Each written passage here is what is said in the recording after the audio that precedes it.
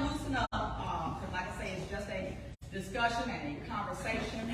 I need to say that tonight is sponsored by the Mississippi Humanities Council, and it's part of a 4-part discussion series that we will be hosting. This one is, it's called Hold That Thought, which is why you see the little flyer in your program booklet is different from the rest of the Comfort My Soul materials, but it coordinates rather nicely. Kudos to the graphic design person. But it is one of 4 nights that corresponds to the discussion. The other 3 will, one will be talking about blaxploitation films. We all remember, yeah, everybody's up to Thursday. We all remember the good old days of the blaxploitation films. We'll be talking about their impact in on the Black community as well as American society. Then we'll talk about theater and the rise of the black plays, black stage plays. I particularly want to talk about y'all know the local plays that travel to your communities.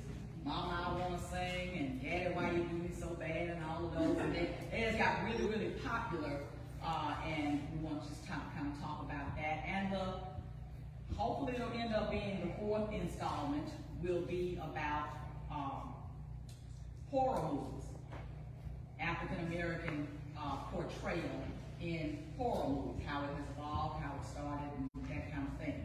So they're all talking about various aspects or genres in the arts and looking at unique aspects of those.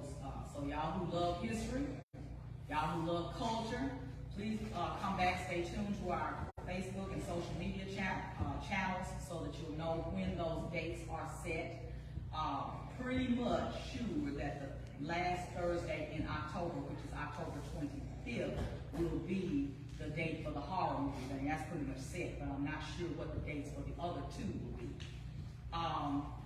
Want to let you know that there is a silent auction table set up in the front, in the foyer. One of the ways that we are able to bring programs like this to our community is through grants. But generally, those grants do not have funding for operations. So in order for us to do these programs, we like to have some lights, we like to have a little sound, we like if possible to have a little air, a little heat. So those kinds of things we have to raise funds for, and that's why our silent auction and other fundraising events are important. So we appreciate any support that you care to give in that regard as far as the silent auction is concerned. Comfort My Soul, in general, it is a celebration of gospel music in Southwest Mississippi and beyond. It started in 2017 as part of the celebration of the state's bicentennial.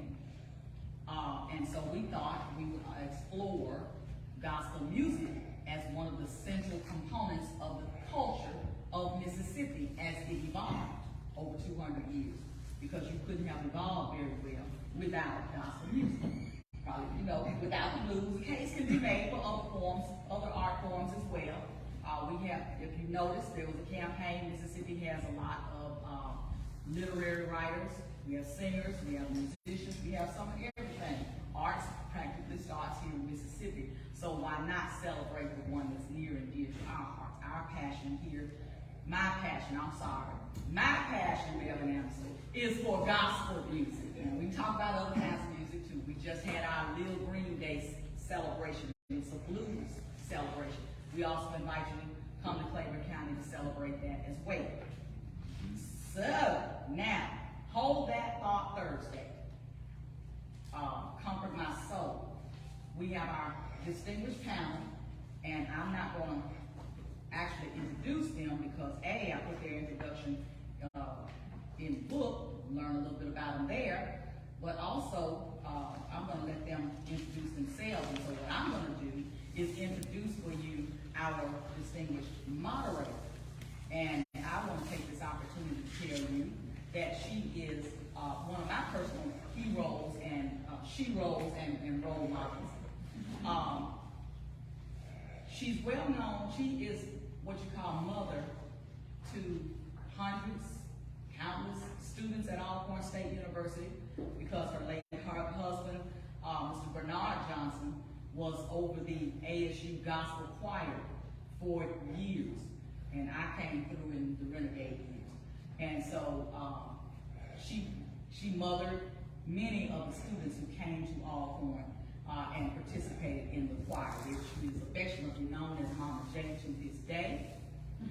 And the other thing that is unique about this moderator is she was choir president for a number of years at her church. And she wears the distinction of probably the only non-singing choir president. So she's really a woman of virtue and integrity, and I really admire her. And I'm going to give you and the panel Ms. Callie Johnson. And you have your way with the panel. Okay. Y'all can put your hands together. Come on, ladies. Thank you, Miss Felicia. Very humble and that very beautiful introduction. I feel kind of unworthy, my goodness. But thank God for the opportunity to be here tonight. When Felicia called me and asked if I would do this, I said yes. Now, there have been some things she's called and asked, and I said no, because I have to feel it. It has to be something that yes, that's good. And when she mentioned this panel and talking about gospel music crossovers, talking about gospel music and the history and the panel and what they're going to be sharing with us, and a lot of us have witnessed the transitioning of gospel music over a period of time. We can go all the way back. Well, I can go back. What the hymns? You remember the hymns? The hymns are what we sung. Hymns. And then later there came contemporary gospel. And I'm not going to go ahead and do all of this. But it's my passion. I love the word and the gospel. And I love these singers, anyone who's out there representing. And there's a lot of music. Music is everywhere. Music is absolutely necessary. All kinds of music has its place. But gospel music, there's something special there. And we're interested in talking about the crossover, how it has evolved. And our panelists this evening, we have Mr. Dwayne Watkins, former member and producer of the King Spirituals, and I followed you and your families for years and years. Your dad, I've been here a long time. I acknowledge you. And Miss Sharika Riri Flowers, she's of that later generation, but I went out there and looked at you, and I'm happy to know that you are in the business, in the ministry. And Reverend Joe Watt, now Miss Flowers is God's children, gospel singing. I like your sign. Reverend Joe Williams, the Gable Tones, gospel Washington. And I wrote Washington down here. Put it on the age and not the heart. Reverend Joe Washington, the Gabriel Tones, gospel singer. And you go back a long way. You can tell some stories. Yes, ma'am. We are anxious to talk about the crossover, how the crossover has impacted all of each of you. So without further ado, I'm going to say, audience, sit back and listen and learn, be entertained, be educated, even be inspired. Whatever it is that they have to bring, let us receive it at this time. Now, I don't know which one wants to go first. I don't know if it's in the order that they're listed on the program. If that's the case, whoever wants to go first.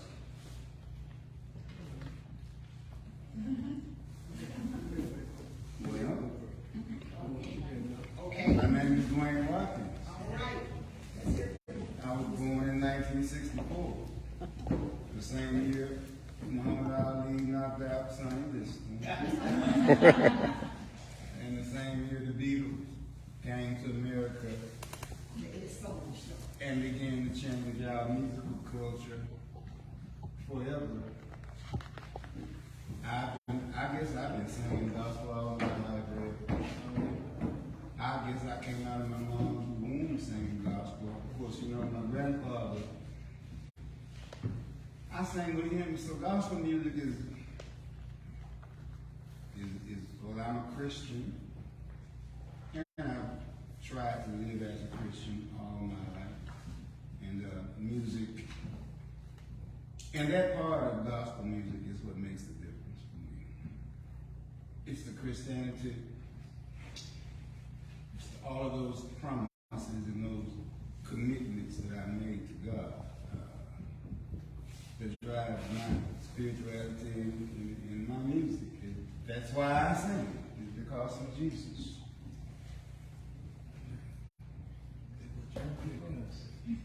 We're looking for whatever you bring us. Yeah. Like I grew up watching him. I know. And it makes me feel so great to be around. And now I'm getting to know Riri. This is my third time meeting her, and I fell in love with her the first time. And she's a great singer, and so is Joe. See, Joe said he tried everything. Oh, well. Huh? I did that. Hi, my name is Pastor Joey Washington. I pastor the church, Old Strangers Home Missionary Baptist Church. I've been pastoring that church for 30 years. And also I'm a chaplain for Hines County Sheriff's Department. And I'm a personality at WMPI Medical Diploma. I've been there over 20 years. And I sung with quite a few groups when I was out on the road singing. I started with a group called the Gold Nuggets. First of all, I used to be a blues musician. I started from there. When I was 15 years old, I had a blues band called the Funky Folk. And we used to play at this club called Bill Farnhouse, Richie Playhouse in Jackson, a lot of clubs. And we was a house band, and we was real good back then. And one night, my mother always, my grandfather was a preacher. And my mother always didn't want me to be in the club, no way. So one Friday night, I'll never forget it. This guy named Johnny Harris, Mac Henry Bowles, and Harvey Ford, they came to Bill Farnhouse about playing the drums. And when we took a break, Johnny asked me, he said, what's your name? I told him, he said, you wanna play drums for a gospel group? I said, well, I never had Johnny before. But their music, you know how to go nothing Drive in the heart. yeah, So I went to rehearsal with him, and after that, with history, I started playing. We were the first gospel group that recorded that Malaco record in Jackson, Mississippi. We recorded a record called Gospel Train. Wow. We were the first black gospel group that recorded at Malaco back in the 60s. And then I left here, and I moved to Michigan. And so we traveled on the road 9 months out of the year. I was on Ty Scott record. We had a record I called God and the Answer to Your Problem. And then after that, I traveled with a group out of California, Sensation Child Champion, out of Oakland. I just traveled with them for a while. Then I got with the second #1 group in the nation, the Mighty Clouds of Joy. Back in the day, the Mighty Clouds of Joy was the #1 gospel group. The Fantastic Bride and Nails out of Detroit, Michigan was #2. And the Jews was #2. And it always was my dream that I would sing with one of those groups, the Mighty Clouds or the Fantastic Bride and Nails. My dream did come true because I'm the last one of the lead singers, last one of the Robert Blair, Fantastic Bride and Nails that he hired. I'm the last one. And that was, to me, that was an honor. And then I moved back to Jackson when I started pastoring. I wasn't going to sing no more. This record company picked me up called Right Kind Record. We was at a club down in Arkansas. And they called the Dog House. and I was with Billy Soul Vaughn. I was his road manager. And Sylvester White asked me, could I sing Make the Work I Done Speak for Me? It was his birthday, so when he was coming in, I started singing and the band played. So it was so emotional that the guy started crying. He came and he said, "Don't sing no more." He said, "Don't sing." He said, "Don't sing no more." He said, "When you get back to Jackson," he said, "You come to my office, someone record. You got any music that you want to record?" I said, "Yeah." Then I got a record called I Tried Everything. Y'all probably heard it on the radio. And after that, Charles Evans, I met Mr. Charles Evans, and I've been with all, I've been on concert with all major blues groups, from Dan Aykroyd, Lil Milton, Millie Jackson.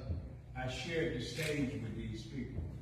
And all the gospel groups from the Can all the way. Can always have been one of my favorite groups from when I was a boy. Because his granddad, couldn't nobody beat his granddad sing. I don't care who did his son. When your granddad used to sing, when you could see men run out of his shirt pocket, you know what I'm saying? I just seen him run through the wall. I see men get up there, man was singing, especially that song he used to sing about that mean. You know what I'm talking about. I have seen that. I used to play for them sometimes. And I have seen that man hit that song and grown men get up and running out the doors and running into the wall. He was just that 55. And when I come back here, I started my own group, and that young man right there told me, Bishop told me one day, just like the blue sky, he said, "Rev, you know what's wrong?" I said, "What that?" He said, "You the only guy that came back off the road from a group that was a major group that didn't try to sing the songs that they sung. I started my own, you know what I'm saying? And it took off, but it did good for me. Because Robert Blair made the violin. I was just a singer in the group, you know what I'm saying? But I enjoyed every moment of it because we traveled a lot of places, we met a lot of people, you know what I'm saying? I tell anybody, and one thing about this, I tell people, the Bible says, to be a follower of Christ, you have to deny yourself. Are you listening? Yes. Are you listening to what I'm saying? Mm-hmm. The Bible said to be a follower of Christ, you have to deny yourself. I tell a lot of young groups on the road now, they say, "Man, I want to go on the road." But I say, it ain't just like you think it is. You know what I'm saying? But I can say this, while I was on the road, I never had any real bad experience. When I was the shepherd on the road, I never went home. Because I believe what the Bible says, that God will provide for his people. Am I right? Yes, he sir. always provided for us. You know what I'm saying? I thank God for that. You know, it wasn't that we were so, I want to say, you know, it was that we believed in what we do. And I tell you, if you believe in what you do and put God first, he'll make a way for you. The Bible says, acknowledge him in all thy ways, and he'll direct your path. My favorite scripture in the Bible is the 27 numbers of Psalm. The Lord is my light and my salvation. Whom shall I fear? The Lord is the strength of my life. Whom shall I be afraid? When the wicked mine enemies come upon me to eat up my flesh, Come on. they stumble and fall. If I had to preach tonight, my subject would, Lord, keep me. Look at it, Reverend. If I had to talk briefly tonight, I said, Lord, keep me. All right. Day by day. Because see, David was right. And y'all remember what David was, he was just as young as boy. Am I right? Strong kid. But when they brought the oil, what did they do? He said, "Where the mother boy?" When they poured it on their head, it didn't go nowhere. But when they poured it on David's head, it went all the way down. Am I right? Amen. See, he was a shepherd. Everybody can't be a shepherd. Huh? A shepherd got to stand when nobody else stands. See, I can't run when the virus came, everybody closed the church, right? I didn't close my door. I told my church members, I said, I'm gonna be here every Sunday. Right, they said the preacher go to church, they go pay at the jail, right, Bishop? I had service outside. You know, and every day it'd be cold, Monday, Tuesday, Wednesday, Thursday, Friday, but Saturday and Sunday. How many of those out there? Yes, he will. Yes, he will. You know what I'm saying? That's why I tell people, but I tell young people this. Let me clear this up. I ain't saying that I've been a saint all my life. Amen.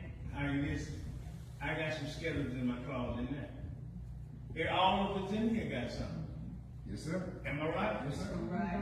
You know what I'm saying? A friend of mine, a songwriter wrote it not long ago. I just built a new house. He's one of my partners. He just wrote a new song. I just built a new house, 2 rooms, one for my skeletons and one for my clothes. Am I right?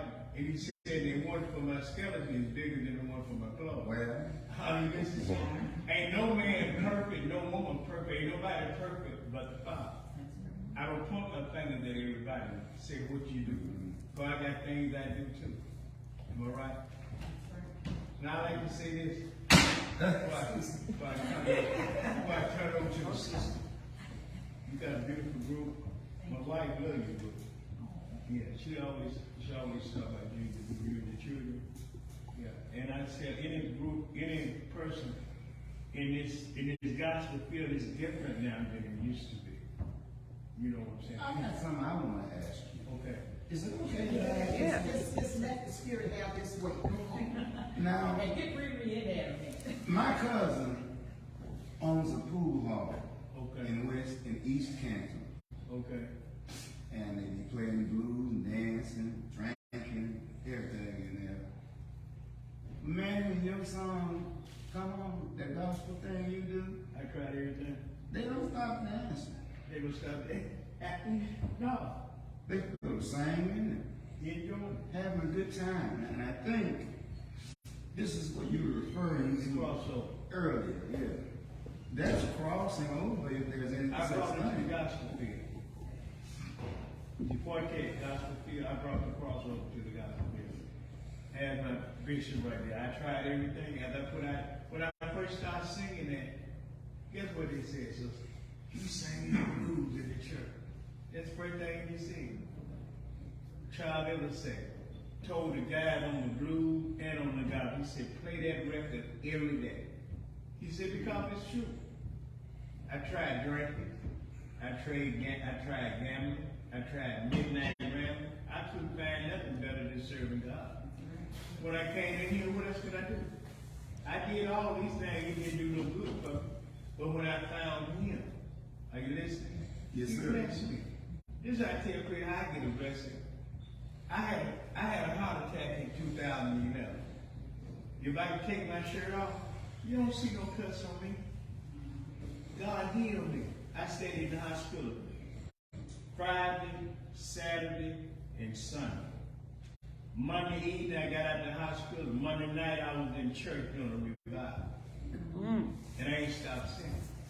That's why I tell people, I don't put no signboard on my back saying I'm this and that. I just walk in the light. And sometimes I walk in the darkness. Ain't nobody perfect but the Lord. Am I right? And the crossover music, right now I brought the crossover to the gospel field, and it's catching on real good. You know, but don't see with my crossover music, I don't leave the spirit out. So you got to keep that. I don't care how good you preach, how good you teach, how good you sing. If you ain't got one thing, you know what they do? They'll anoint it. That's right. Come on. If you ain't got no anointing, I don't care what you do. It ain't gonna work. Is that all right with y'all? That's All all right. right. All right. Thank you. All right. Well, I am back here. Sharika Riri Flowers.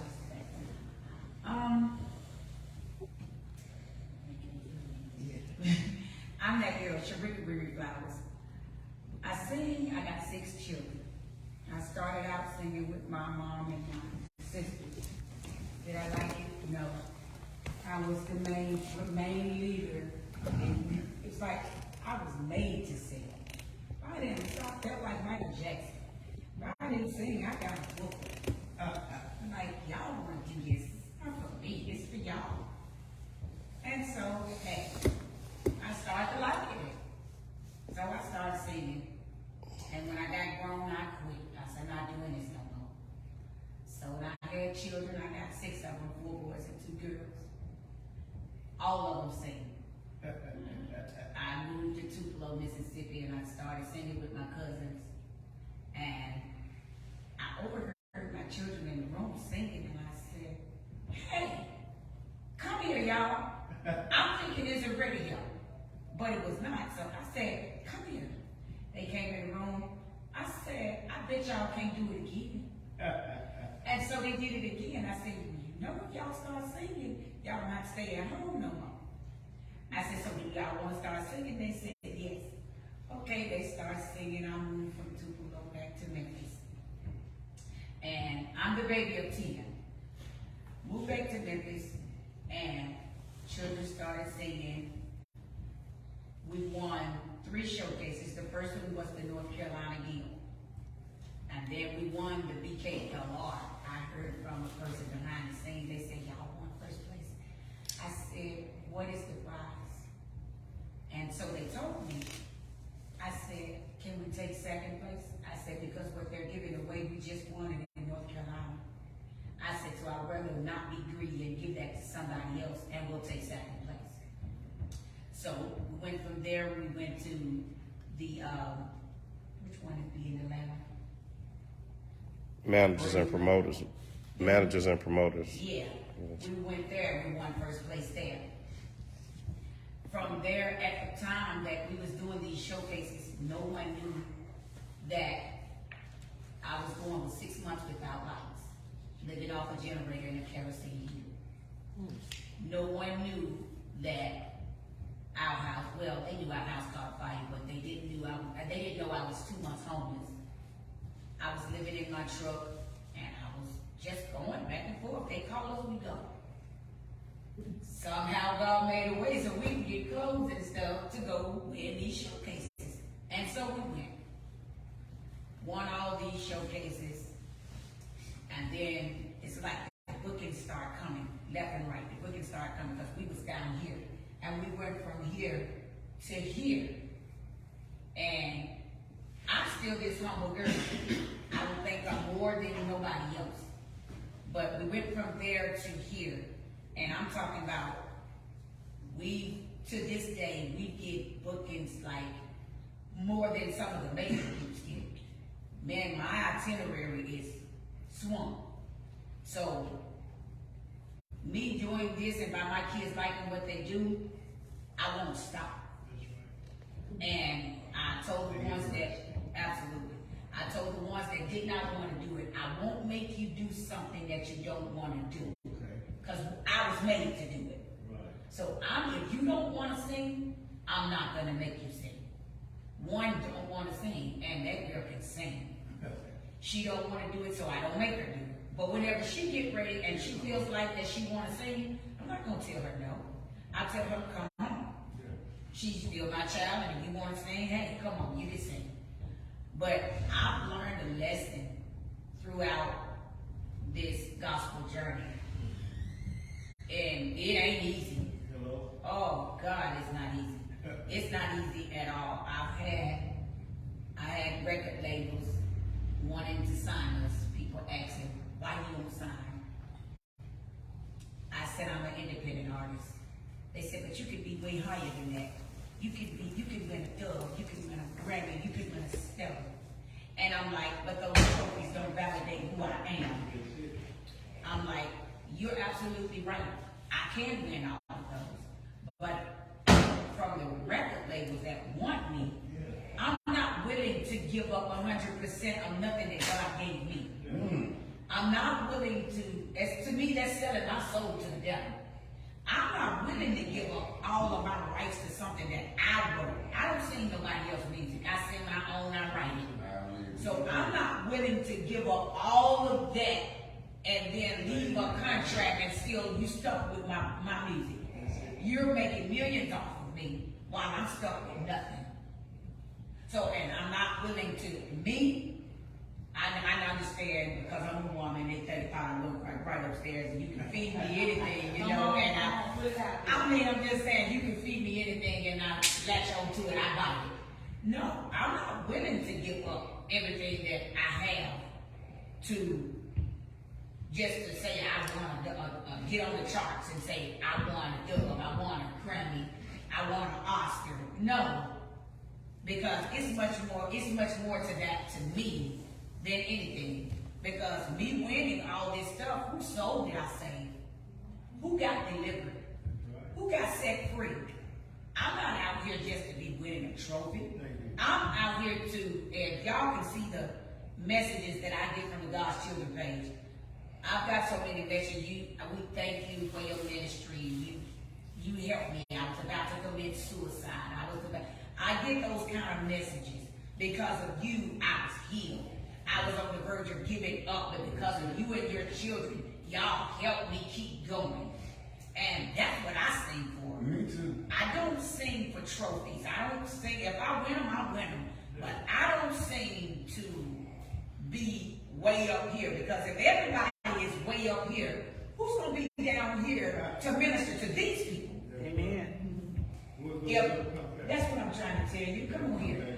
If everybody is way up here and they forgetting about the people down here, see, the people up here worry about the people up here. But see, I'm not going to ever get that big where I got to forget where I come from. I can't do it because the same God that brought me up will bring me all the way back down. And then I'll be down for a long time if he had to bring me back down because I went humble. I'll forever be humble. I tell my kids the same thing. At one point, I had set my children down when they first started singing. And I heard my son say, y'all get up there, we sound better than you. I said, that's what you're not going to do. You're not going to make other children feel like they didn't do nothing. Y'all serve the same God. I set them down for 3 months. I said, now when you get ready to sing and you sing it for the right reasons, then we'll go back to singing. Otherwise, we're not going to do this. You're not going to make no other child feel like that. They're no better than you. Because we serve the same God. And the same God that put you in the place that you're in, he can put them in the same place. I have 4 CDs out. I thank God. I haven't paid for a CD yet. I've never paid for studio time. I've never. Now what I did was I paid for the CDs to be made to come back to me so I can sell them. And I thank God for that. But I've never, ever paid for studio time. And that's a blessing.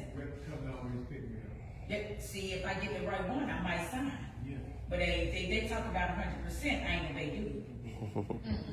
I work too hard for what I got. And like you said, ain't nobody perfect. I even got 30 R&B songs.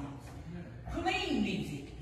I have 30 R&B songs that I wrote myself. And people look at me crazy when I say this. My gift make room for me. That's what it said, didn't it? My gift make room for me. Most people are afraid to go after their gift. I'm not. You gonna talk about me, you gonna talk about me anyway. And that's why I like Fantasia, because she take God with her everywhere she go. On that stage, in the middle of her singing, she invite God with her.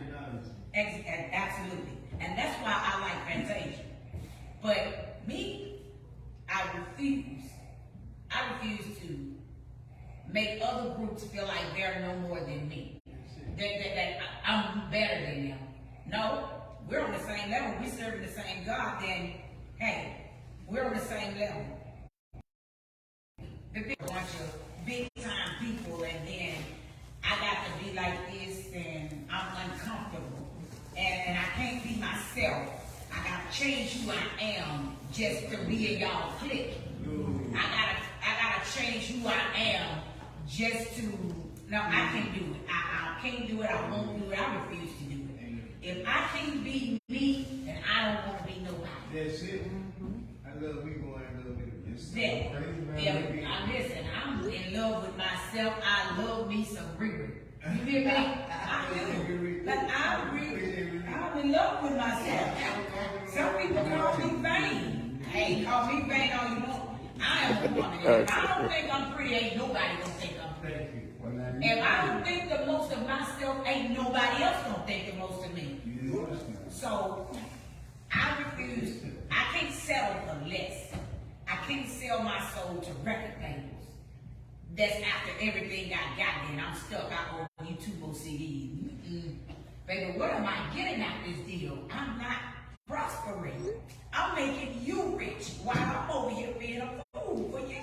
We're creating that. Huh? We're creating that. That's what I'm trying to tell you. I'm a very big one until I meet the right one. But I've learned, I'm telling you, when I say I've learned a lesson during one of the showcases, and I won't even say which one. I had a person that signs, and I won't even call the record label, and they took all me and the children out to eat. I said, okay, it's fine. Had a little piece of paper ready for me to sign. I said, sing some of your new stuff. Now my son is young at the time. He said, boy, did you just hit put your hands on me? He said, don't do it, mama, don't do it. I'm like, he just want to hear a song. He said, don't do it. We call him preacher. He said, don't do it. So I was going to this church, and I'm not going to call it church. He said, whispered to my child and told my child to tell me, you better not sign not one paper. Yeah, at the time, I mean, I'm naive to the game. I didn't know what was going on. So he got the paper out. He said, I can make you big. You and the kids, I can make y'all blow up overnight. I said, oh yeah? Gave me the contract in my hand. He said, just sign right here. I said, no, I gotta take this back to my secretary and my manager. Let me let them read everything, including the fine print. Yeah. I said, I can't just sign my name and I don't know what I'm signing to. I could be signing me go to prison. I said, I need to know what I'm signing to. When I said that, they took that paper back, baby. They did not want to deal with me no more. I'm like, well, I need to know what's going on. But when I tell y'all, this journey ain't been easy at all. It ain't been easy. We've even been to shows where we got half of our money when we got there, but when we got there, they didn't have the other half of our money. Me being, yes, me being smart, they calling God's children. Okay, y'all sit still. Let me handle business. I can still tell them, due to miscommunication and business not being taken care of, God's children will not be performing tonight.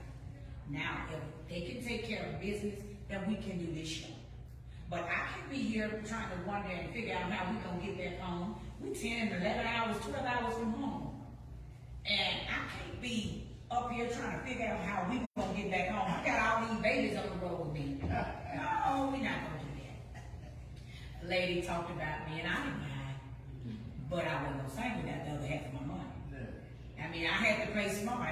If didn't nobody teach me nothing, Isaac didn't taught me that. He didn't teach me nothing. He taught me you don't do nothing until you get your money. Huh? So I don't do nothing until I get my money. But it ain't been easy, but it's been a long journey and we still going. We need to open up for both nights 1 year of Shirley Caesar's birthday bash. That was a big eye-opener for us too. We've done a lot of things. When I say we barely, it got so heavy where I had to homeschool my children. And they've been homeschooled for 4 years now. I've had to homeschool my children because I was on the road. We were singing nonstop. I mean, we didn't have a break, so I'm like, they're gonna call truancy on me. I got to get y'all out of school. So I found the right people was giving me the runaround. You don't have a high school diploma. Can't homeschool them. I said, what? So I moved to Alabama. Found the right lady. She said, you don't need no high school diploma to homeschool your children? I said, you know. She said, girl, no.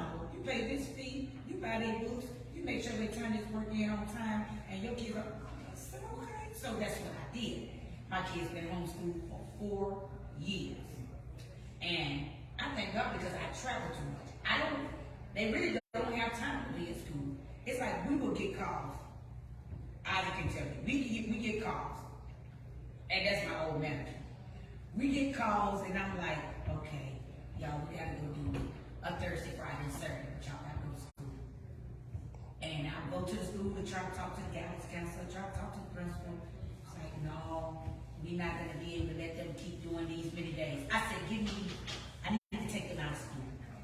Why would you do that? Because we travel too much. We are a traveling gospel group. That day I took my children out of school and been homeschooled, and we've been traveling ever since. And God has made a way. I am a single parent of 6 kids. I haven't worked a job. And God has been good to me. Amen. God has blessed me with 4 vehicles, 2 houses.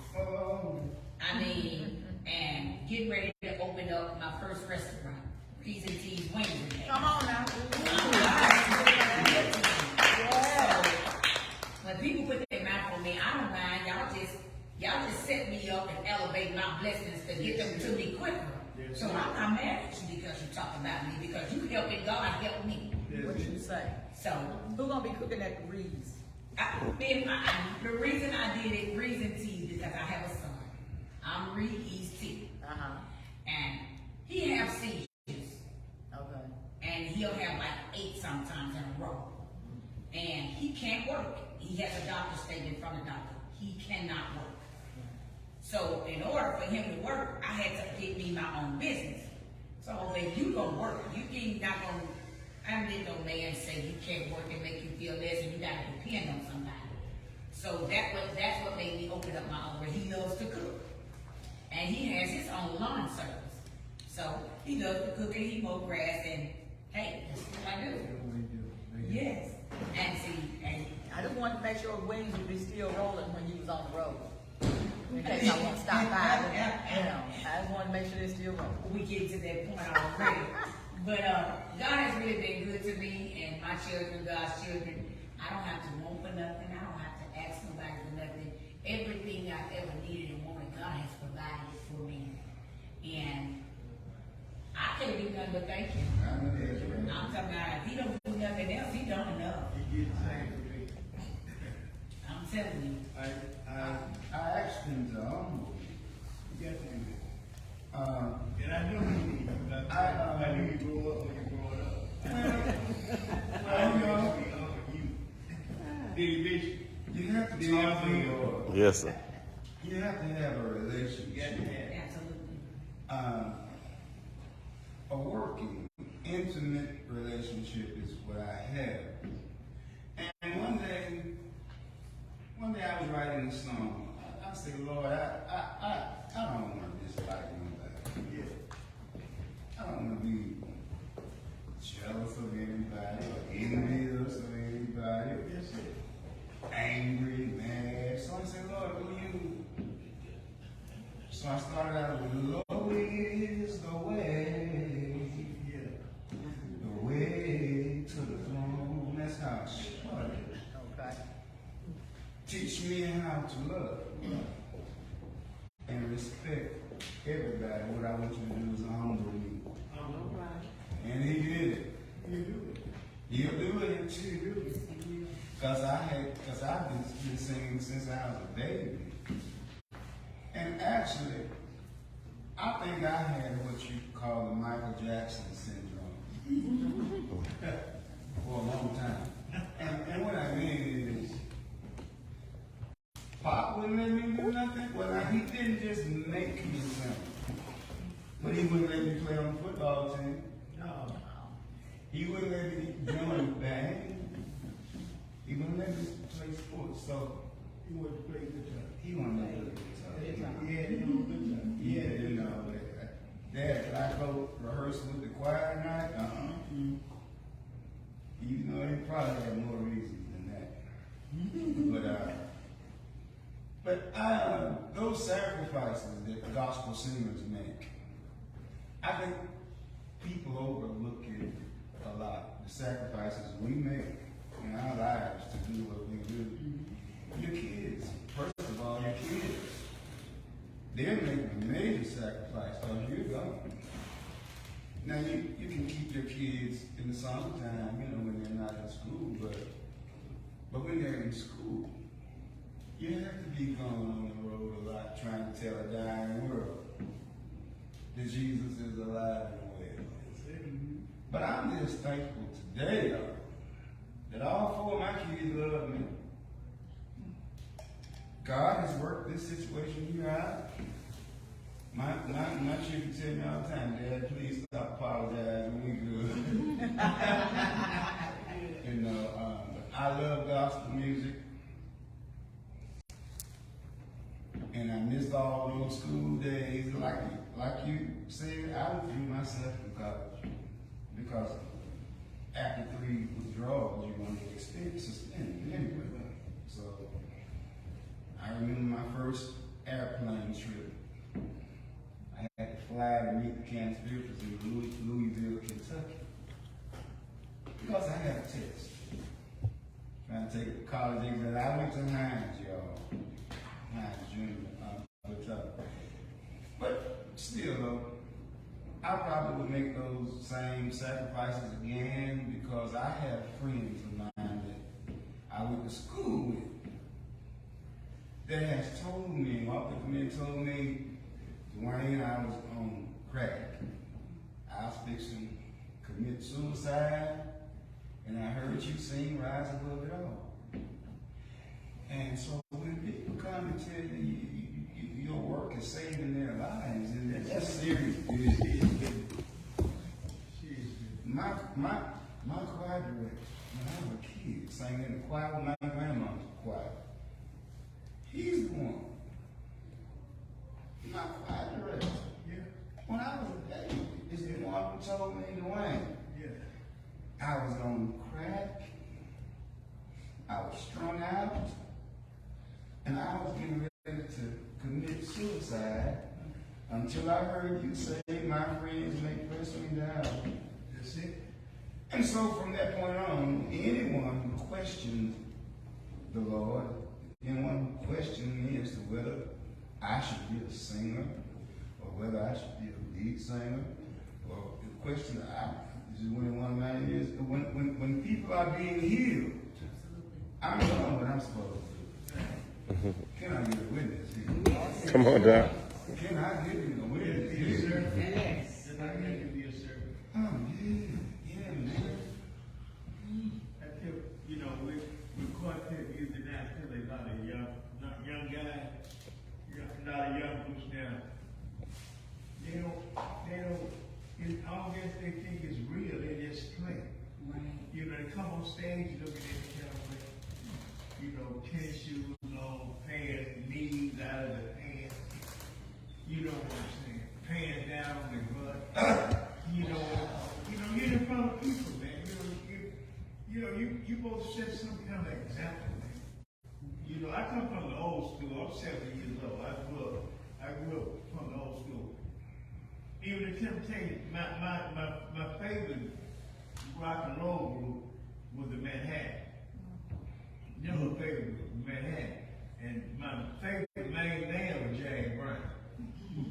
I used to do the James Brown when I was growing up in school, Even my band kind of sound like James Brown.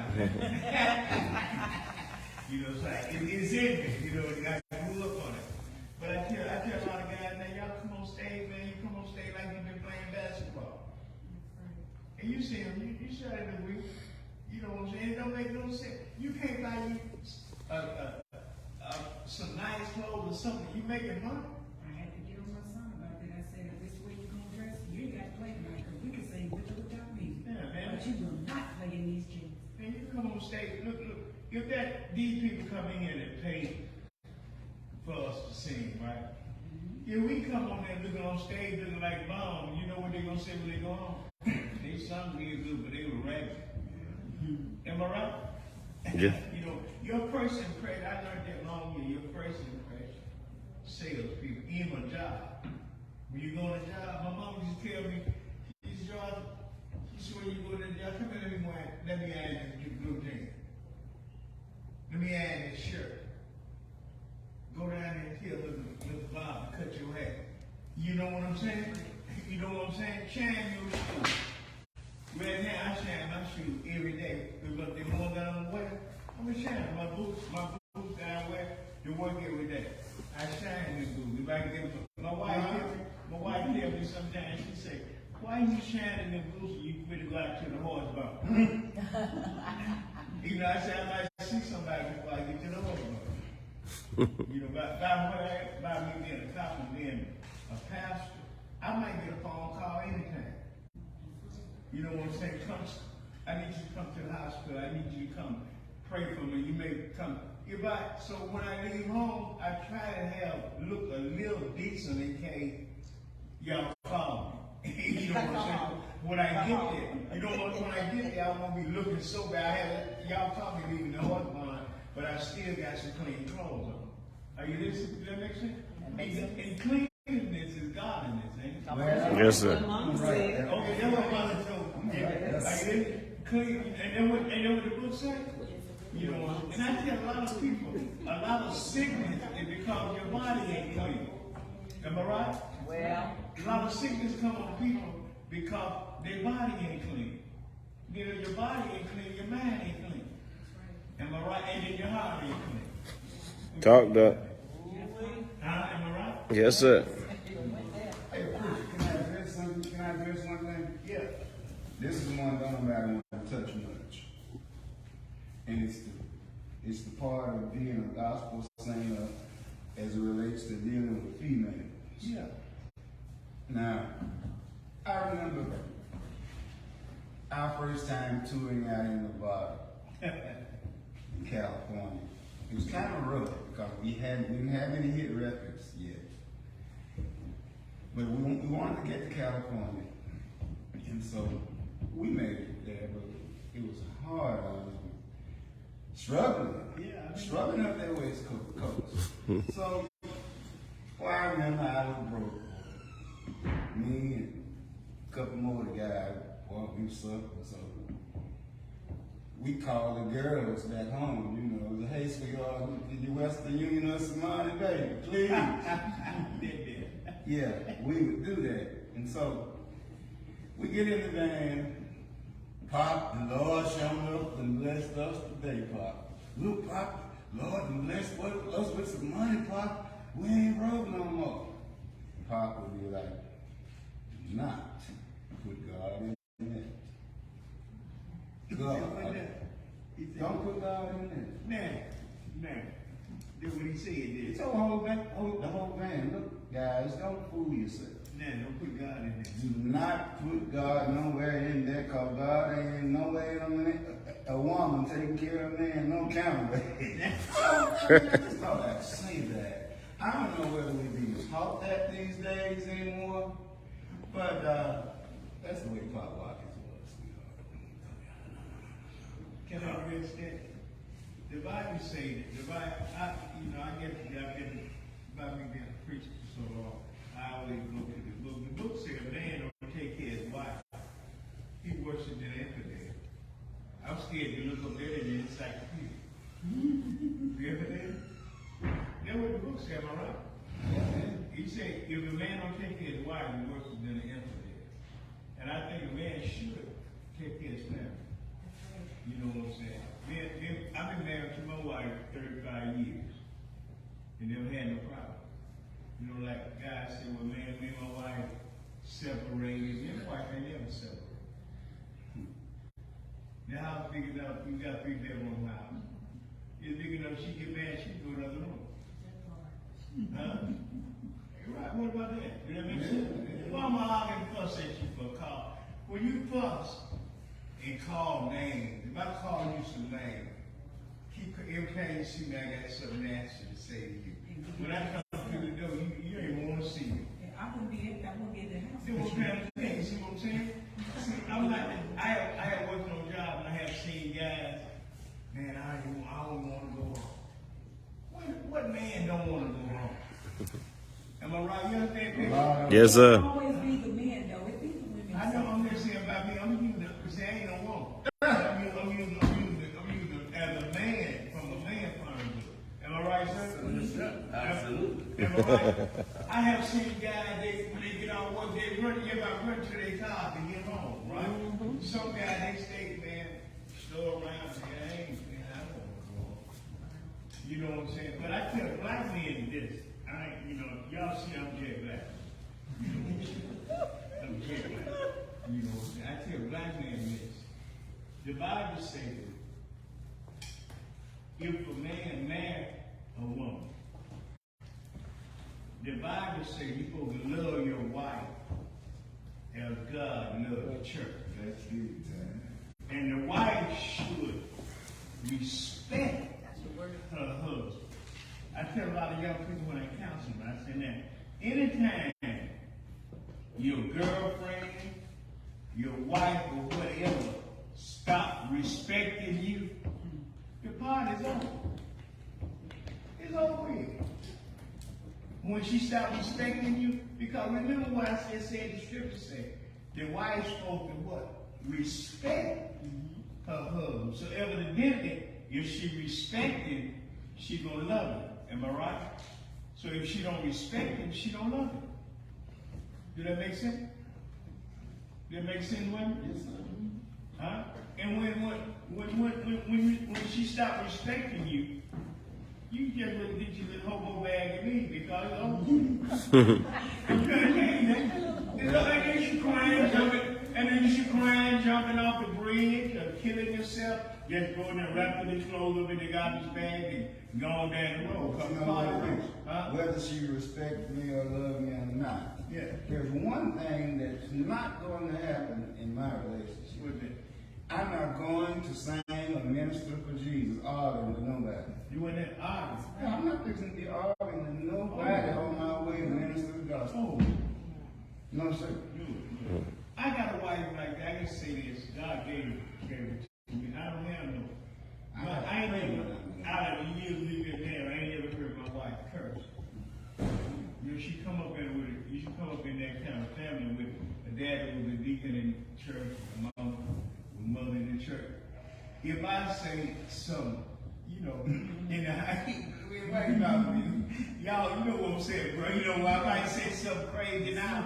She'll say, "Oh, you need to wash your mouth out with soap. You know better than that."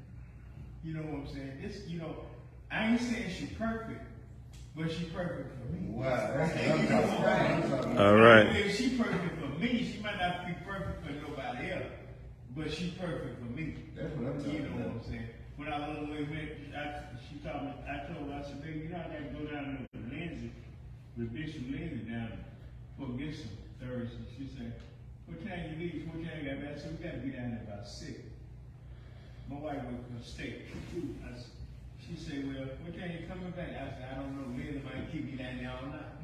You know what? She said, Lindsay better not keep me down there all night. I said, but it's just people to make a relationship, you got to have a relationship with each other. That's right.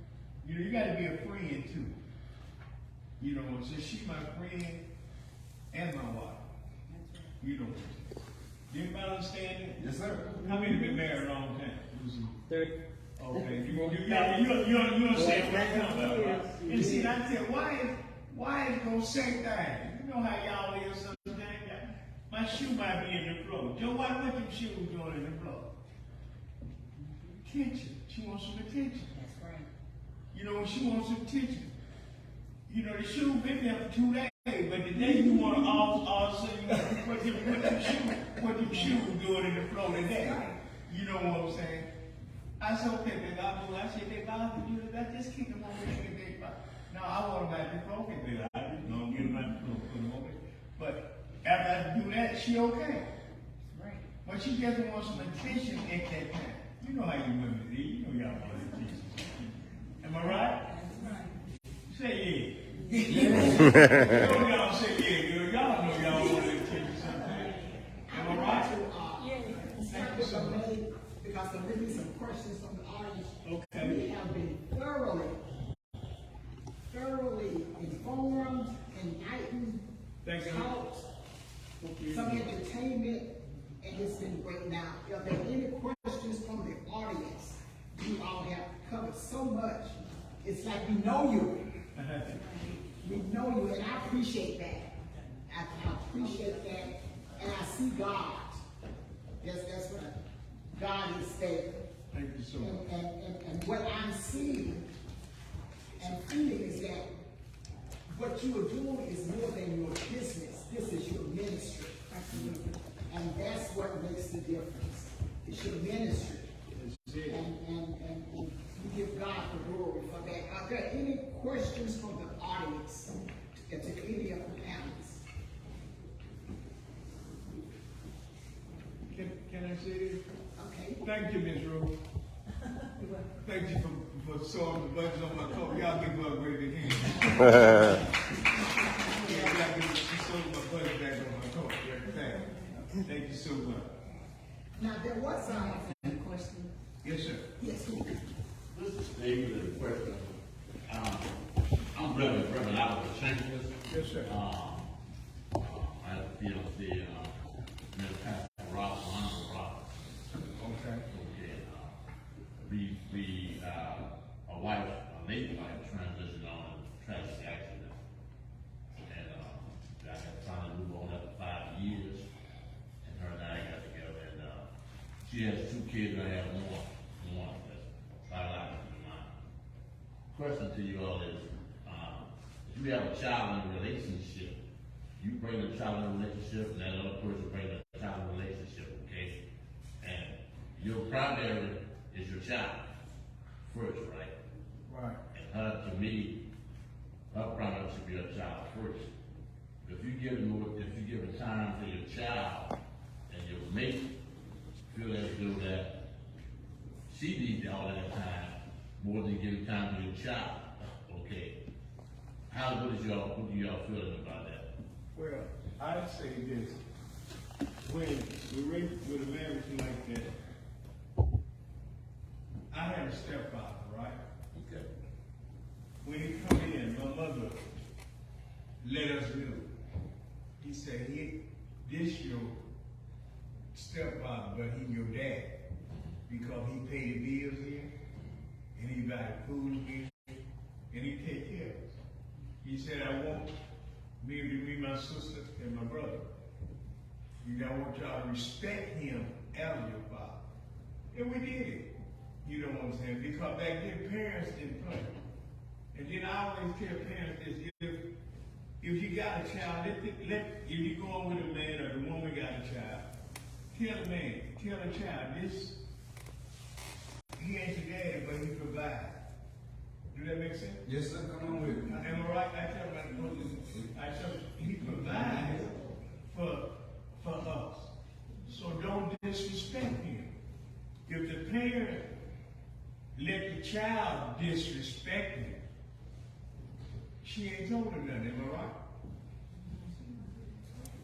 Me and what I do is, if it's a man that's helping me raise my children, been helping me, and the dad ain't did nothing since day one, still owe $100,000 of that child support. This your dad, baby. He just was a sperm donor to help make you. Well, He didn't play that father role, so I'm not gonna give him that father figure. Now, baby, your stepfather walked up, he stepped into your position. He did what you should have done. yeah. So this your dad. Like Father It's no, you know who the dad is, but this your dad. That's right.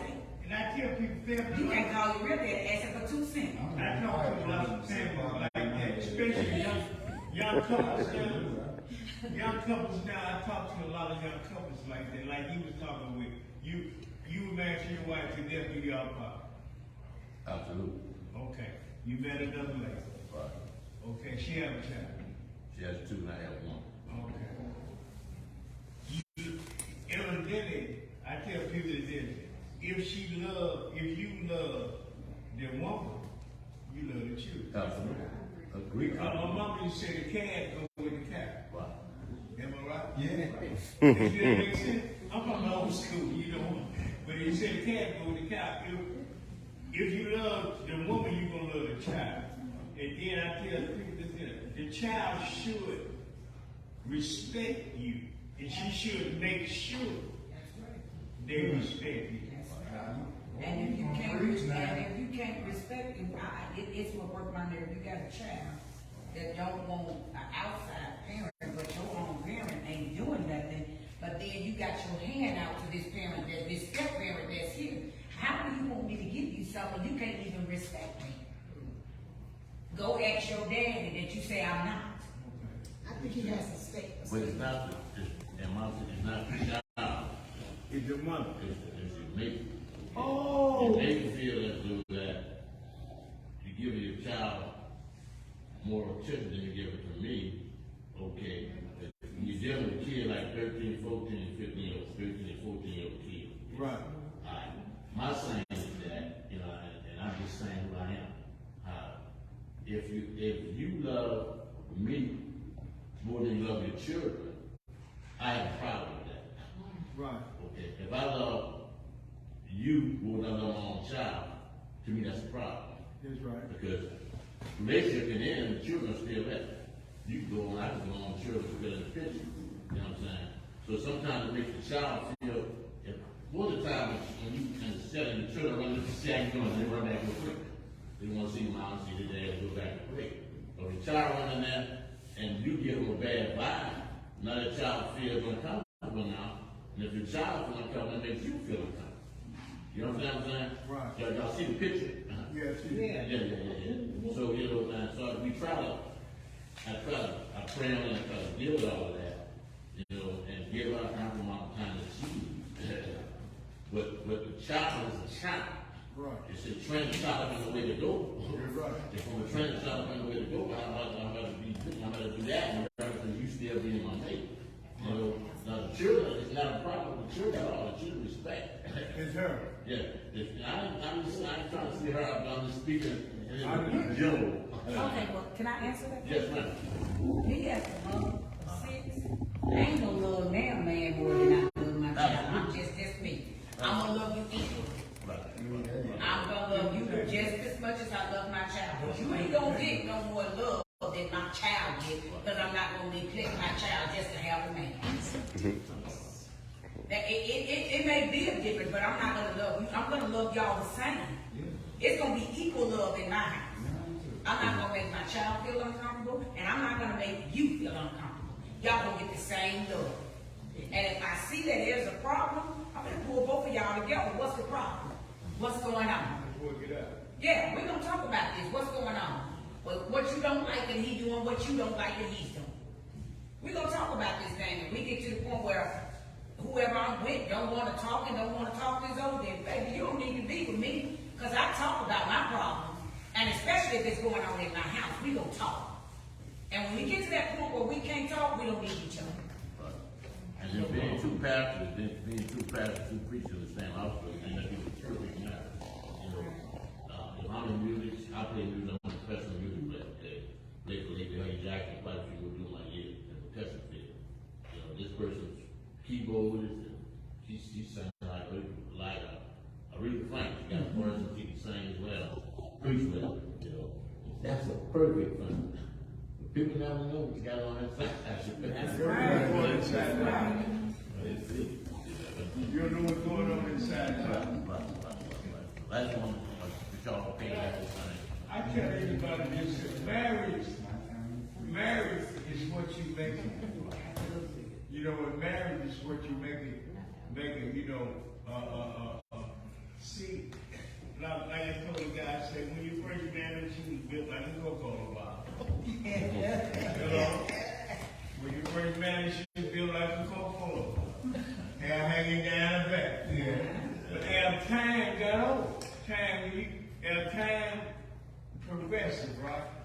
She got a few wrinkles. See, I got to love that wrinkle too. Okay. Few dropped, a few hairs fell out of her head, I got to love anyway. You know what I'm saying? I got to love her because what I put my life in love her till we die. The death do us part. You know what I'm saying? You got to love the few wrinkles. You know, the hips get big. You know, you got to love him too. Am I right? Mm-hmm. You know, after that, you know, they say at that time, age spread. You got to love the middle age spread too. You got to love her for what she are. Ain't nothing wrong with it. Ain't nothing wrong with that. I mean, you see me with a skinny lady, I'm holding the question. Me too. Me too. Okay, we have a question here. Well, more so a comment than a question. And it's really funny how you as panelists sharing with us things that are going on in your life, things that have gone on in your life, how it's bringing us to the forefront to put before you maybe problems that we're having in our lives. And I think right there exemplifies why you do what you do. That's right. Because as you said, you bring people forward. You give them a comfort level. And I'm thinking to myself as I listen to the Reverend over here, that's a song title right there, okay? That's a song title. Right. But I think what we have to realize is that we have, before we form any relationship, we have to be whole ourselves. I don't know but one relationship you can go into that's going to work itself out if you aren't whole yourself. And that is your relationship with God. Because he's going to tell you what, come as you are. Yeah. And he will allow you. He's able to fix it. But we're not God. That's it. And we can't presume to be God in our everyday life. I think what we have to do, first of all, we have to call a spade a spade. You gotta call a spade a spade. That's it. Okay? And once you see the red flags waving, Hello? you know that this Something right. yeah, something's not right. So let me step back. You know, let's step back here and see what's going on. That's it. Now, I would be remiss if I tried to solve the problem there with the Reverend, you know. But we all know that in today's world, children are what? They are lacking the attention and the love and the care that they need. And that child is only going to be a child for a little while. So you have to put your attention to that child. Absolutely. You don't have enough. I wouldn't have enough energy to raise a child and an adult. I just wouldn't. So you just gotta you concentrate on what's more important. You know, sometimes you have to just step back and you gotta, the thing you gotta hold. What the guy said? You just gotta hold your meal. Hold you right there. Yeah, hold. Just stop right there. Stop right there. And I just may not be able to do this right now. Just, you know, so that's just my comment. I have a question. Observation. Observation. Just a question, you know, we're here to talk about gospel music crossovers, and but we talk about what we know, and we know that when we get together and start talking about music and the Lord and ministry, it does open up the hearts of people, and that's what it's kind of designed to do, is to open the heart so that healing can take place, so that deliverance can take place, whatever. Yeah. Y'all share a little bit about that in terms of your songwriting, in terms of your message delivery and your ministry when you're on stage. How do you balance, if you will, use that word? You know, when you come to sing, it's business. There's a time limit. There's an order that has to happen.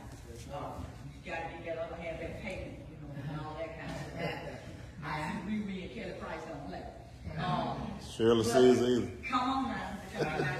So, you know, it is a business. Yes. But when you get in the setting and you're doing what God has anointed you to do, sometimes things happen and things break loose, so to speak. That you then have to maybe be the one to get out of the mode, get out of the 20-minute time limit and do what has to be done according to the leading of the Holy Spirit. So in your songwriting, in your ministry and all that, let's talk a little bit about your experiences with stepping outside of the order of things to do what God said do. Well, me as a young female gospel artist, I write all my songs according to how I feel, what I went through, what I'm going through. Now, on that side you're talking about, it's been a time where I would go to, and it's been like 3 times, I went to the service, and people didn't have my money, and God said I had to sing anyway. I was looking like, no, you ain't talking about me. Got to sing anyway. No, I got to go home. And I'm still hearing God. Y'all go ahead on and sing. It can't be God talking to me. It can't be God trying to tell me to say you folks ain't got my money. If I tell you, when I obeyed God, and I didn't even care to go, I had to obey God. I sung, they didn't have my money. But when I left that church, I had more than what they owed me. What you say? So I've learned to obey God with or without the money, because you don't know if you was assigned to be at this place and it's time to heal, deliver, and set somebody free. So sometimes it's not about the money. You have to go when God says go. Whether you want to or not, if you say you're in this and you're doing it for God and you're trying to save, deliver, and set people free, sometimes you just got to go when God tells you to go. Now, I don't be wanting to go. I just put up a fuss with the Lord sometimes. I put up a fuss with him. I'm like, Lord, you didn't say to me this time now. You told me this last time. Now, you didn't say this time. Yeah, now. That's the ministry that I was talking about. Yes. And I went several times with no payment, and I went, and when I tell you, obeying God pays off. Yes. Yes, it does. Obeying Him pays off. I remember when I was on the road with my group out of Michigan. We was in Carolina, and the building, we got to the building. And the building, you weren't sworn. You know what I'm talking about. You wasn't no boy. It was a girl. You know what I'm saying. So the promoter paid us, right? And we was in the dressing room, and I gave him part of the money back that he paid us, right? And he said, why you do that? I said, man, you got family. You done spent all this money on it. You paid me what I asked you for. You paid all the rules. On the table, when he got the account on the table, where he put it in his pocket, I'm looking at that. $4. Wow. You know what I did? I went in my pocket and gave him $1,500 back. He said, man, nobody never did this before. He said, when I book y'all back again, y'all got to worry about nothing. You know, and he did book us back. And when he booked us back, he paid us what we asked for, and then he gave us a blessing. One thing about me, I guess because I was a street boy, I come from the streets. When the Lord called me to preach, I ain't never been a deacon, I ain't never been an usher, I ain't never sung in the choir. Are you listening? He called me from the wilderness. I shot dice. Are you listening? I sold dope. I ran women. I did all of these things. You know what I'm saying? That's how come I said with money with me, if they make money in America, I'm gonna get some. Are you listening? If they don't get none, they stop making it. All right? God bless me a lot of times, just like right now. and my church was going through some things at the church. I gave my salary back to my church for 10 years straight to buy some property. We're going through some things right now. I gave my salary back to the church to make sure things right, because it's like God will provide for your Washington. You know what I'm saying? Then I come. I don't argue about money. Even when I was in the street hustling, all money ain't good money. Some money got blood on it. You know, I've been there. You know what I'm saying? Some money ain't good money. You know what I'm saying?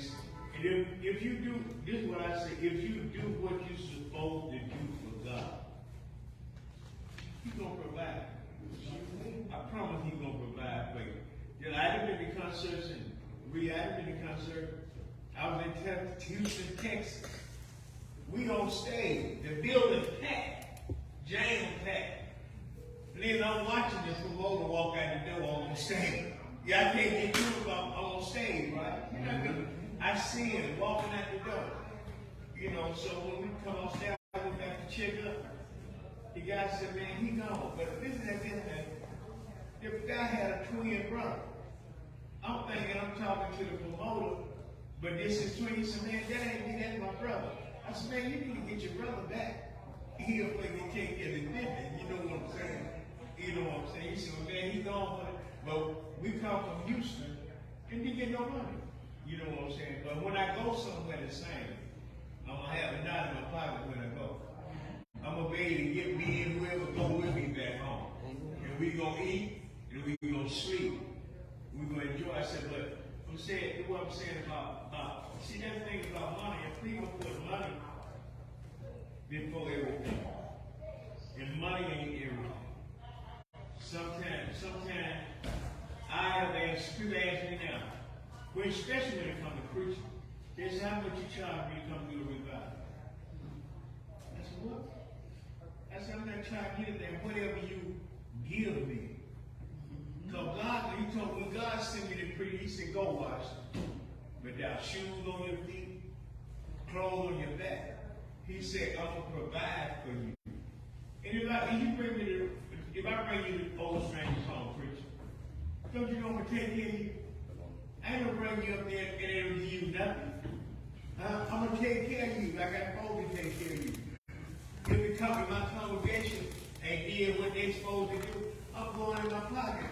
Boy, you know what I'm saying? I'm going to make sure I take care of him. I'm going to make sure I take care of my man. I do the same thing. And because if he have me come down here, watch him have me up there, man, they even give me a hamburger. Am I right? If I take care of him, am I right? He's going to take care of me. Just like with my band. When you say, man, just told the guy that today. How can you go to work? Okay, you put roofing on this building, right? If you ain't got the tools, how you going to do it? If you're a towel layer, you ain't got the tools, the ladies' towel, how you going to do it? I pay my band before I pay myself. You know what I'm saying? I pay my band before I pay myself. Because this is my crew. You know, a lot of guys use track. I ain't got that dynamic yet to use the track thing. You know, something guys tell me all the time. Even later we tell me work with it. You know, work on it. But it's just a thing. I just like to hear. I just like to look back at it. You know what I'm saying? I just like this, what they do. You understand what I'm saying? And I tell people, put God first. My prayer every day. God, when I give us, Lord, bless me spiritually, mentally, physically, and financially. Therefore, I'd like to ask a question of each of you. Okay. Regarding your audience. Have you ever performed or did a program and you received a lukewarm reception from your audience? And how did you handle it? What did you think that was? How did I handle it? Well, when I handle that, if I'm singing a certain song and the crowd don't respond, I'm gonna cut it off. I'll cut that one off right there. I'm gonna say something, I'm gonna cut it off. Then I'm gonna hit another. You know what I'm saying? Because I found out, I've been singing all my life, if you can't get a response, when you first get that flow, if them folks don't respond to you right that point. See, the one thing about me, I don't preach. A lot of people say when they get on stage, they preach. I don't preach, I sing. I preach on Sunday. That's what you am. I mean, that's what it's about, sharing the See, I don't, a lot of preachers, a lot of groups, and I hear this all the time, especially these days, a lot of singers get on stage, they got 30 minutes to sing, right? They preach 20. Okay? You didn't pay for me to be preach. You paid for me to be sing. I've been like that all my life. If I can't sing you up out of your seat, I'm gonna preach you up Sunday morning. If you come here to revival, whenever you pay me to come on a concert, I might say a few words and then I'm gonna sing. That's what you came in here to do. Am I right? Okay. If I get that kind of crowd where I don't have a response, I'm not gonna cut my song off because you don't know what illness they got, the reason why they ain't moving. You don't know, so they may be a crier, they may be a rocker. Everybody ain't gonna get up and shout on you. You don't know if this person come here and they just push their way through with a swole feet or whatever. So I'm not gonna cut my song off because the crowd ain't getting to me because I'm here to do what I was sent here to do and not try to satisfy somebody else. I mean, you ain't got to get for me. As long as I save somebody's soul, and I'm not looking for an audience to get up every time I open up my mouth. Because I could be sent to a whole crowd of sick people that can't even move. I've been in the midst. I mean, but I'm not gonna cut my song off because they're not moving. They're not responding the way I think they should respond. Because you don't know their situation. You don't know what's going on in their life. And by me singing, I have a song that's so amazing. Everybody loves that song. I just wrote another one, He Kept His Arms Around Me. Those two songs minister to people so much so I can't cut my song off because my audience ain't responding to me. And because they're not responding don't mean that they're not receiving it. You're receiving it. And see, there's another thing with me. Listen, a lot of things, Mr. Wax, we want to hear you go. A lot of things. Well, the stage for me is the one place that I try not to carry myself on. I try to leave Dwayne in the dressing room. Thank you, me too. When I go on stage, literally. And I'm not just talking here. This is something that's not always easy for some people to do. You gotta be in prayer, you gotta be real. But anyway, when I'm on the stage, that's God's altar. I don't care if it's the House of Blues. That's it. I don't care if it's a lounge or club. But when I hit that stage, I'm trying to leave me at home. And I'm trying to sing these lyrics, you know, to these songs to the people because God gave me these songs to heal people with them. So, and as far as crossover, Mississippi Poor Boy, that's a very popular song. It's full of Al Green. It's got the Al Green machine, funk, you know, like.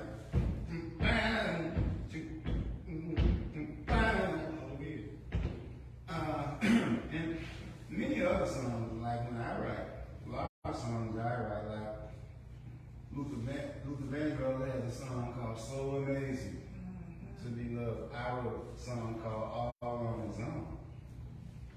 To that music. Same kind of group. Yeah, it felt good to me.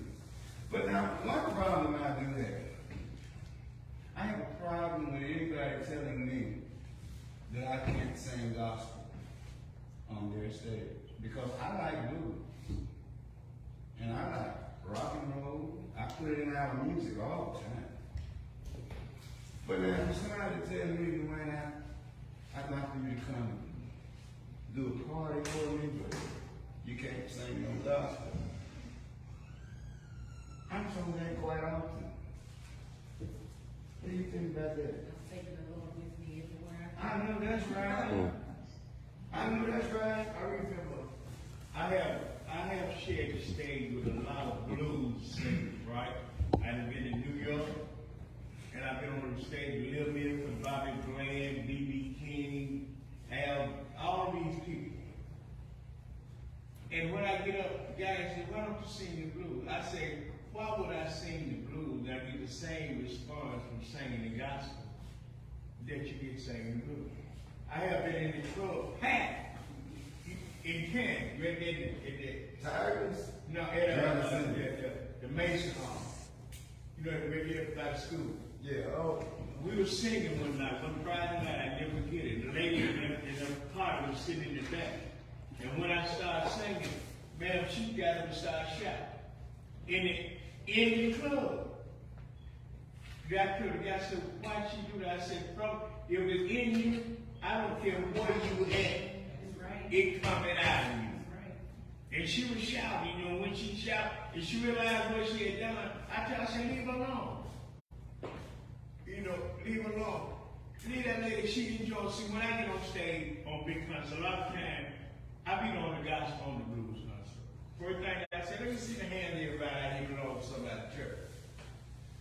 Just with there. Hands go all over the place. I said, let me see the hand of y'all in this church this morning.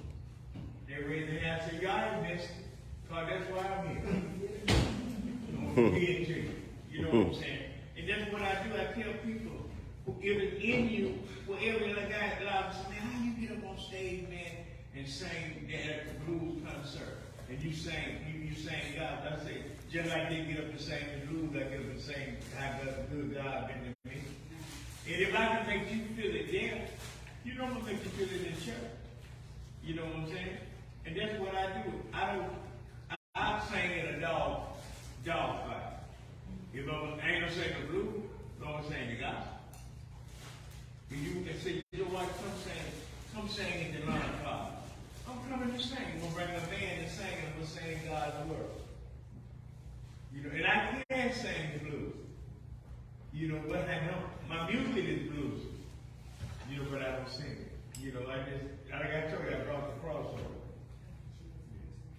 You got a question? No, I'm just saying, I'm listening to you as you talk. But if you think about the blues and gospel, Same thing. and you think about our people and our struggles, there isn't much difference. You are sharing through your gospel words, your pain, your deliverance, all of these things, just as your brother is sharing through his or her blues songs.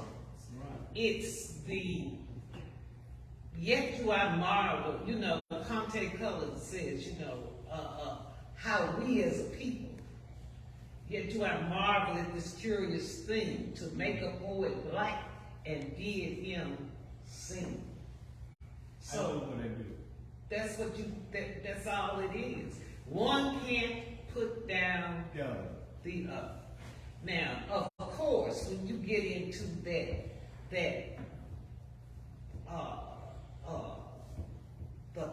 kind of lyrics that's really vulgar, Rap music.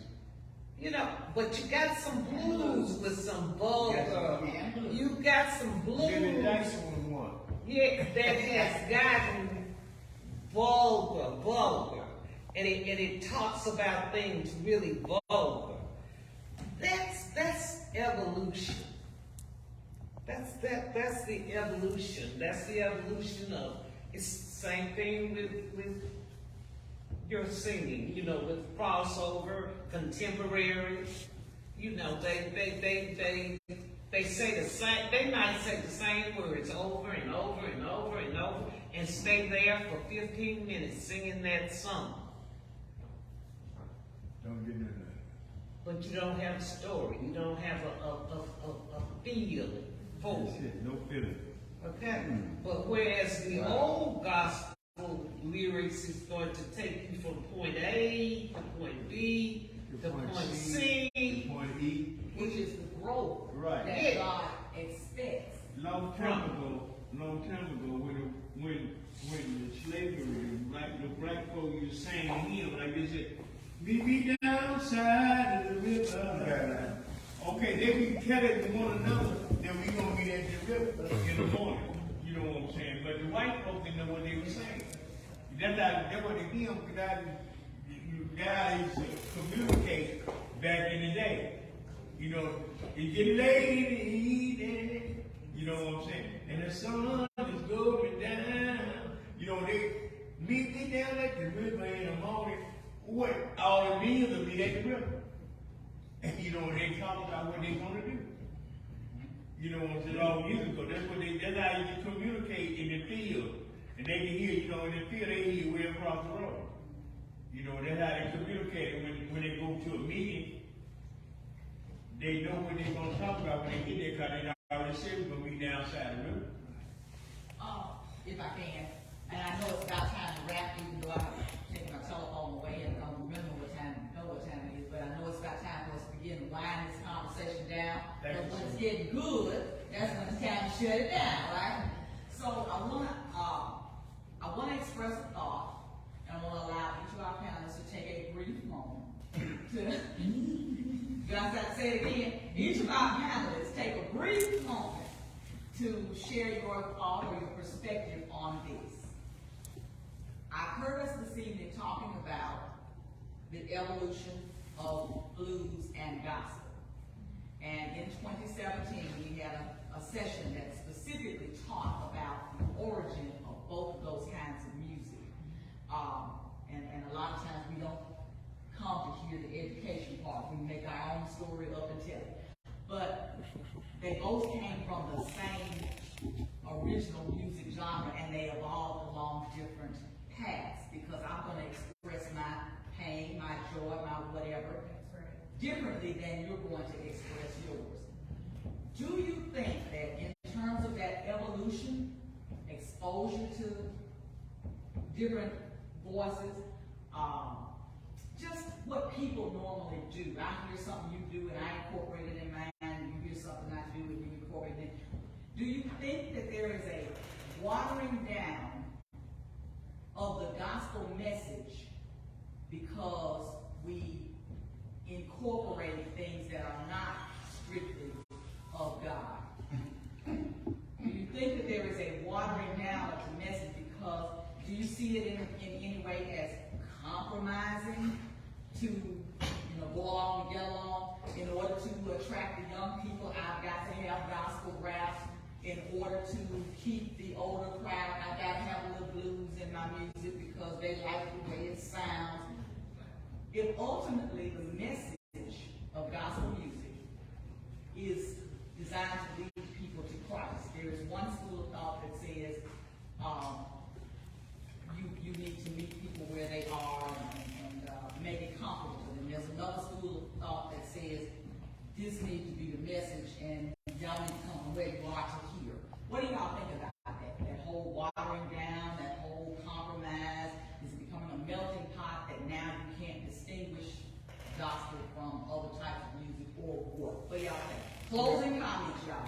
Well, I like to say this. I like to say this. And with now in the churches, they have praise dances, right? Mm-hmm. A lot of people don't understand praise dance. They don't understand that John the Baptist lost his head because of praise dance. When she danced, the mother, the king told her, whatever in this kingdom, you can have everything in this kingdom that you want. Right? Her mother had a problem. Right? So she told her daughter to tell the king, I want John the Baptist's head. Right? That's because it was a prayer. John, the king loved the way this woman was dancing. All right? So he said, you can have anything in the kingdom that you want. So the mother had a problem, you know, because of some more things were going on. And Long story short. long story short. And so he said, she said, go tell the king I want his head. The king didn't want to do it. He didn't want to do it now. But he had to do it because I'm the king. And I said, you can have everything in the kingdom. Yeah. You know, I heard a lot of folks say, because they didn't know about the praise. They had a lot of folks that know they had praise dancers back in the day. You know, and I say this is with revolutionary things now. Just everybody now. It's okay when the church have accepted anything that they bring to the church. I put it there. They're just that simple. I'm gonna mention this so everybody get mad at me. Jesus said, upon this rock I'll build my church, and the gates of hell shall not prevail against it, right? But you can do anything in the church now. I remember the time that you could marry a man, 2 men in the church, or 2 women in the church. But you can do it in some churches now. And the folks don't care. Some churches not doing their job as of going That's through right. highways and byways. That's what I'm trying to say. How do you expect to get the people that we call crackheads, junkies, prostitutes, whores, and mongers? You know, how do y'all expect to get to these people if you don't go out there where they You at? got to be in there. But I ain't got the man. Huh? I ain't got the man. No, we ain't saying you got to marry them, If but 2 men come to me and ask me, would Joe, why would you marry me and Bob? I'm going to say them no. You know what I'm saying? I'm not going to do that because I've been asked that. A lady called me and asked me, she said, Pastor Martin, I want you to do a wedding for us. She said, but I want to let you know it's 2 men. I said, baby, you got me tore up on the floor. I would get a lot of things. well, I would hurt their feelings like that. I would just do this. This Fine. and this is what I would do. I would spend my itinerary and I was like, I don't look for that. No, I'm not going to book. I ain't going to say I'm booked, nothing. I ain't going to. The pastor and his husband, you know, these guys in Atlanta, they 2 men married. The man say he pregnant. Yeah, I heard that. He said he expecting, man. I knew that y'all was gonna shut it down already. Wait, I gotta say one more thing. Let me say this here. I didn't want to go. I could go out there and get my man and tell the preacher to come on marry me. You about marry man? The Bible, what it say? If a man lay with beasts, am I right? Am I right? You supposed to be put to death. So if I can marry a man, I might as well go Virginia at the pastor and put a veil on and say, come on, Pastor, hell. Am I right? I don't accept that. They can't make me accept that no way. All right. No, I can't accept that part. When it comes to homosexual thing in the book in the Bible, I don't go wrong with that period. Because a union is supposed to be between a man and a woman. I had an old pastor told me, he said, Well, there's a lot of that stuff in gospel. a lot of it right now. Too much of Not it. in the gospel, y'all. Come on now. Yes, it is, baby. Not out here with people saying It ain't just started. It ain't just started. They've been switching a long time. now y'all going to the underbelly now. We finna go. I'm finna go to that. We finna go to that. I had to bring that out because a lot of folks want to make a excuse like they said. Obama did it for. He signed that paper for a vote. He was gonna win it anyway. He the only president that we ever had in life. Am I right? Long enough, and I'm 70 years old. Before I ever know, he's the only president in life that signed a paper for a man and for 2 men to get married and 2 women to get married. Am I right? Yeah. Am I right? Who else signed? You know, Obama did that. That's what I said. Obama the only one did that. Yeah, he caused. And then, and as a result of those type of decisions, You start to learn that you don't know your wife and your girlfriend and your sisters and your friends as well as you thought You don't know God. I'm gonna put it that way. You don't know God. I know supposed to go along with that. I never would have thought. Anyway. Thank you, God. I enjoyed myself. But I just let me explain this earlier. I'm just that way. You know what I'm saying? I got friends. They said, man, well, I can't judge them by what they love. I said, I'm not man. You can do it, but I'm not gonna do it. You give me $1 million, I ain't gonna do that. I done did a lot of things, you know, the rest, I tried everything. Come on. Couldn't find nothing. Like sir, I ain't gonna do that. Are you listening? You can put $1 million on the table and have it lined up right there. I'm just gonna let me take it. Huh? I think it's good. We need this, man. People need to know the truth, man. That's what's wrong with now. People ain't getting the truth no more. All right, well, y'all get y'all final comments out because I'm getting ready to get up. I believe in answering the question. She ain't got comfortable, right?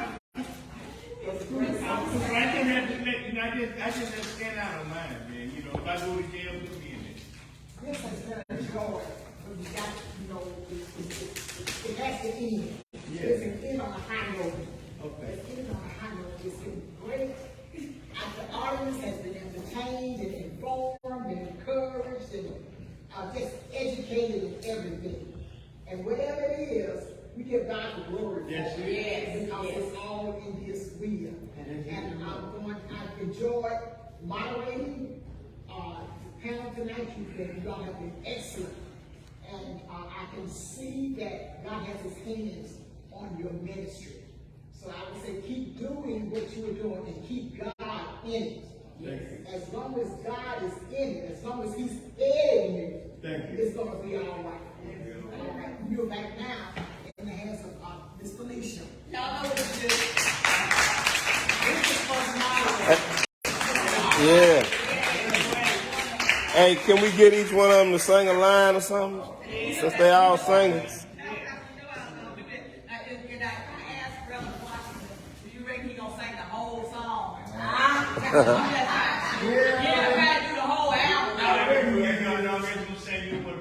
One verse. I tried everything. Sing it right now. Couldn't find nothing like serving the Lord. I tried drinking. Girl, you know it, you. Come on now. Gambling. I tried gambling. Y'all better help me. Midnight rambling. Midnight rambling. Couldn't find nothing. Couldn't find nothing. Couldn't find one thing. Couldn't find nothing. Like serving the Lord. Nothing like serving the Lord.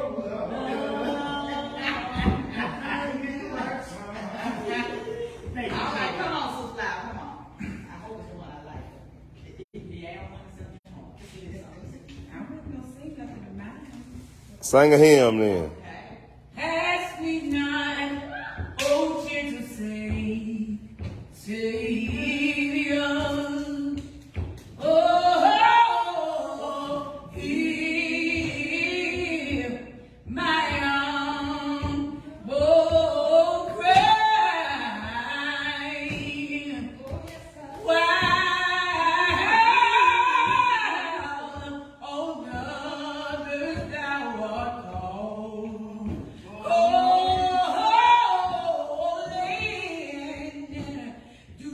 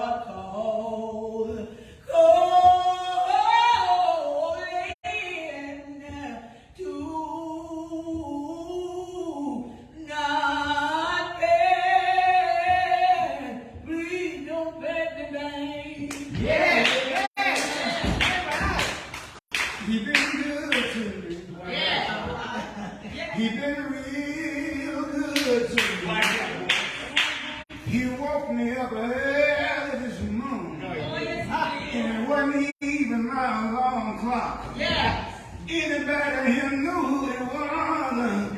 It was Jesus. Yes. Jesus. Oh, Jesus. Oh, Jesus.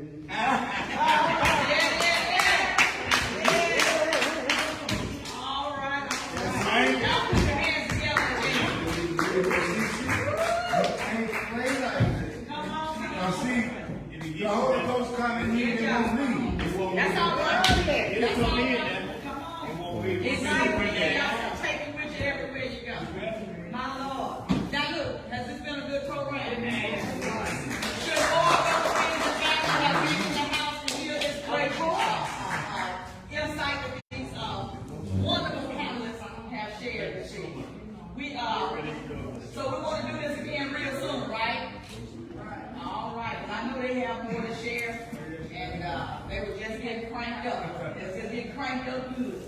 I want to certainly appreciate you all for coming to Fort Gibson, Claiborne County, Mississippi Cultural Crossroads to share your insights and your experiences. You don't, as they say, you don't always know. You might have been talking to people who are industry bound, who want to take their music ministry to another level. And you may have shared just the insight or the inspiration that they might have needed to go on a little bit further. And beyond that, just a person who just needed a little lifting, a little motivation. That's what it's all about. And that's what we wanted to share this evening is information just to make, that's what Hold That Thought Thursday is really about. It's about making people think about things that they thought they knew all about in a different way. So we appreciate you for opening up and for taking the time to come and to open your hearts to us and share with us. I definitely appreciate each of you all for coming to share with us. And I want to say that in the morning at 9 a.m. we're going to start over. We're going to do it. We got some different panelists and some different presentations. I want to particularly thank Dr. Isaac Lindsay because he pulled me out of the jam and helped me find these wonderful panelists because I did not know either of you. And he told me who you were, what your qualifications were. I said, well, these are the people I need. Bring them on. And so I appreciate you for all that you have done. For those who may not remember, Dr. Lindsay was with us in 2017 at the first Comfort My Soul as a panelist. So I thank him. If you come on back tomorrow at the luncheon, he's going to be the keynote. So Rev. Washington won't be there to block nothing. He may be there, I hope, but he won't be there to block. But Dr. Lindsay will be able to have his way and share his insights. And I won't do his introduction because number one, it is in the book, and number two, it's too long. I'm just saying.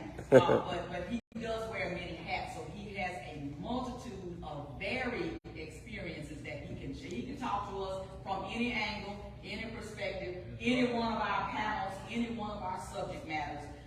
He's able to talk about. So I don't know exactly what he's going to say tomorrow, but we're going to be here to hear it. So I want you all, as audience members, to certainly share on Facebook, Instagram, like, call a friend, tell a friend what they're missing and everything, and ask people to come and be with us.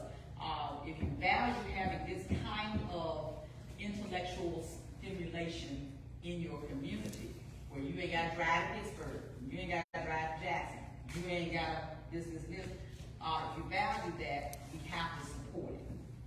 Okay. Board members, raise your hands. All right. Minister Oliver Chandlers, Mr. Melvin Anderson, Ms. Donna Hayden, yours truly. We have a few.